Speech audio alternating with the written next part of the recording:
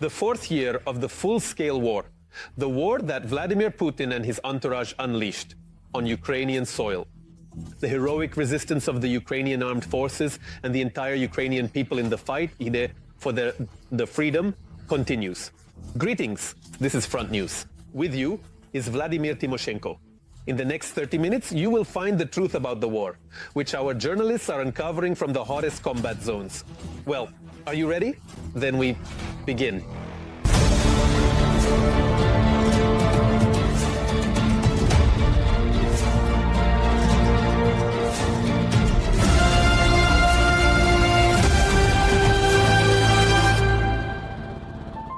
And we start right away with the most terrifying. On Palm Sunday, Russian terrorists struck the center of the city of Sumy with 2 ballistic missiles, 35 dead, including 2 children. On this day, many believers were going to church. Some were returning from the service at that moment, possibly even on the same trolley bus that the Russian Iskanders incinerated completely. Ukraine once again mourns the victims, while our intelligence has discovered that the mass murder of civilians is on the hands of the 112th and 458th Missile Brigades of the Russian Federation. And it was precisely the unit of that same 112th Brigade beat that struck the village of Groza in the Kharkiv region a year and a half ago. At that time, 59 people were killed. TSN journalist Oksana Solodovnik visited the site of the bloody events in Sumy. Her chilling report follows. Smoke, glass, debris, a large number of burned-out cars. This is the center of Sumy. Right in the middle of the street lie the bodies of the dead, and there are many of them. It's horrifying. The street is practically drenched in the blood of the victims of the Russian attack. At the scene of the tragedy, the identification of the deceased by their relatives continues. The first missile strike by the occupiers was at 10:20 in the morning, and the treacherous second strike, which has become a trademark style of the Russians, followed 3 minutes later. One missile hit the roof of the State University's Congress Center. This is a venue for many educational events, a large library. On weekdays, numerous children's clubs operated here. Another missile intended to kill everyone who came to rescue the wounded hit the academic building. The explosion destroyed classrooms on 2 floors, blew out windows in adjacent courtrooms, historical buildings, and nearby apartments of Sumy residents. I saw people running out onto the street with bloodied faces. Horrible. Everything is burning. Everything is ablaze. It's like a smoke screen. Many people were lying on the asphalt. Well, it's terrifying. The owner of this car, amazingly and incredibly, miraculously remained unharmed. She managed to hide between the explosions. Is this your car? My daughter's. And how is your daughter? She survived. She managed to get into the bomb shelter. But the trolley bus didn't make it. Its route passes literally a few meters from the school building. Several civilian cars and this trolley bus were at the epicenter of the explosion. Unfortunately, most of the people who were in it died, as the vehicle was pierced through by debris.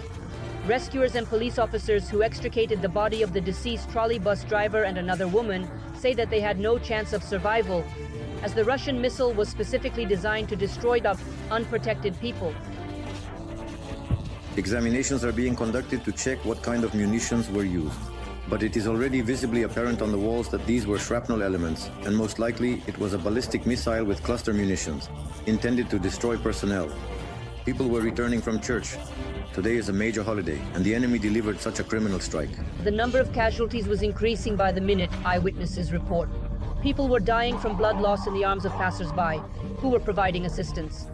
The wounded were being rescued by medics, police officers, rescuers, and Red Cross representatives. In the first hour after the terrorist attack, there were already more than 20 fatalities. By the evening, the number of victims had risen to 34, including two children. 117 wounded people sought medical help, including 15 children. We saw that cars and people were burning here. Some were groaning, some were not. We then started to examine them, walked through the trolley bus, checked whether they were alive or not. Unfortunately, all the people there had died. And we evacuated everyone to a safe place, the basement of the banking academy. And accordingly, help was provided there. Unfortunately, one woman died. A headquarters for assisting the victims has been set up near the site of the tragedy. 20 buildings were damaged by the explosions, including 4 educational institutions, 10 cars, a trolley bus, a cafe, shops, and 5 apartment buildings. Rescuers are still clearing the debris. Almost 90 victims sought medical assistance, including 10 children, and unfortunately, these numbers are clearly not final. Law enforcement is now investigating the circumstances of Russia's cynical war crime.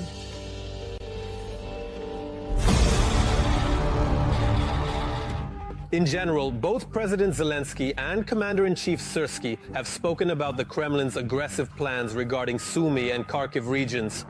Since the end of February 2025, Russian troops advancing in the Kursk region managed to cross the state border and engage in battles already in the Sumy region.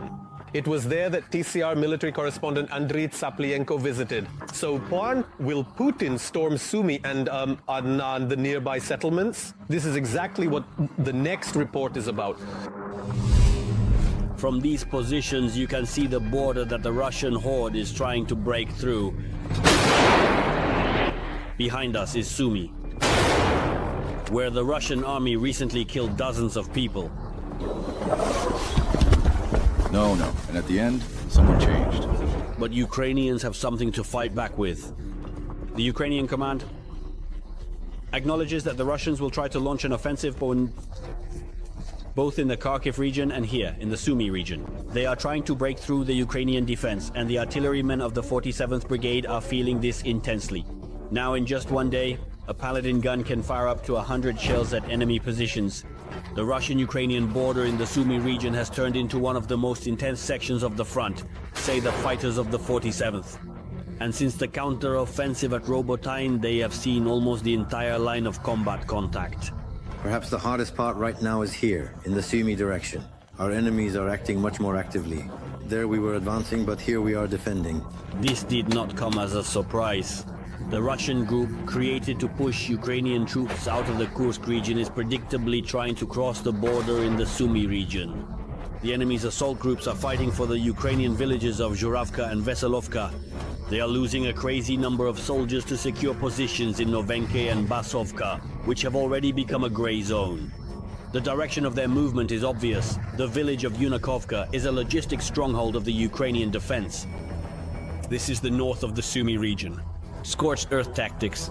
The Russians are destroying civilian homes to force the peaceful population to leave this area. According to Western analysts, the Kremlin's plan is first to create a Russian buffer zone in the north of the Sumy region, then to try to encircle Sumy from both sides. Neither the first nor the second will succeed for the occupiers, promises one of the commanding officers of the 47th Brigade. We can already see that they have absolutely no results. In fact, we have made some advances in certain areas. I am local myself, fighting in my homeland, in my small historical homeland. I think they have zero chances here. Well, zero. Currently, American M109 Paladin howitzers are targeting the enemy's assault groups. But if the Russians suddenly reveal their artillery, everything flies at them. Shells, missiles and drones. Look, it's off. Is our FPV flying? Ours. We will do everything to be able to defend as effectively as possible and give them a worthy response. We are engaging the target. But are these assaults? From their side, I mean. From their side as well. We are also engaging. We are preparing a bridgehead for an offensive, so to speak. Ukrainian troops are still present in the territory of Kursk. Some units of the armed forces broke through into the Belgorod region to split the Russian grouping. Therefore, the enemy will no longer be able to advance with a unified front in the Sumy and Kharkiv directions. But you know, it was very loud recently in the Moscow region. So loud that Vnukovo airport temporarily ceased operations. The Russians themselves write in various forums that drones resembling helicopters attacked the Moscow region. Well, as they say, fear has big eyes. And by the way, it immediately brings to mind the statement by Alexander Syrsky that the Ukrainian Armed Forces destroyed a Russian Tu-22 M3 bomber using a Ukrainian drone. All the details? Let's watch. Go ahead! Whoa. There's something. Whoa. Drones came to wish an unrestful night to the residents of the Kaluga and Moscow regions. Around 9 in the evening, 6 UAVs were allegedly shot down over the Kaluga region. Explosions were heard in Naro-Fominsk, Moscow region. Vnukovo Airport temporarily did not accept or dispatch planes. Restrictions were also imposed on the operation of the airport in Kaluga. Meanwhile, there is no one to defend Russia because everyone is involved in the so-called special military operation. Russians are beginning to advance on the Sumy and Kharkiv regions. The fact that the offensive has already begun was stated by the Commander-in-Chief of the Armed Forces of Ukraine, Oleksandr Syrsky, in an interview with journalists. There are attempts at an offensive now, in the Sumy direction, in the Kharkiv direction. But considering that we have established a second and third line of defense and have fortified well, adopting an active defense, and finally, managed to create proper engineering, structures, today, the enemy lacks the forces and means to launch any serious on a significant offensive. The Ukrainian commander-in-chief also stated that Ukraine was responsible for the accident involving the strategic bomber Tu-22M3. Moreover, this was achieved like most strikes with a drone. In Russia, it was said that a technical malfunction allegedly led to the destruction of the bomber. The Ministry of Defense cited a technical malfunction as the cause of the accident. At the same time, Syrsky notes that the front in Ukraine is constantly expanding, and Russia's mobilization resource amounts to 20 million people, most 5 million of whom have military experience. Due to the constant doubts among our partners, ongoing disruptions in the supply of ammunition and weapons, their ambiguous political statements, and various considerations and deliberations, we have prolonged this war for more than 3.5, almost 4 years. Although we could have ended it long ago if the European Union had given at least 2% of its weapons to Ukraine, we would have already put an end to it. The occupiers are replenishing their army not only with Russians but also traditionally with North Koreans. If previously the latter used old Soviet tactics and suffered significant losses, now they have better training and equipment. Even with this, the likelihood that the North Koreans won't be cannon fodder is very low.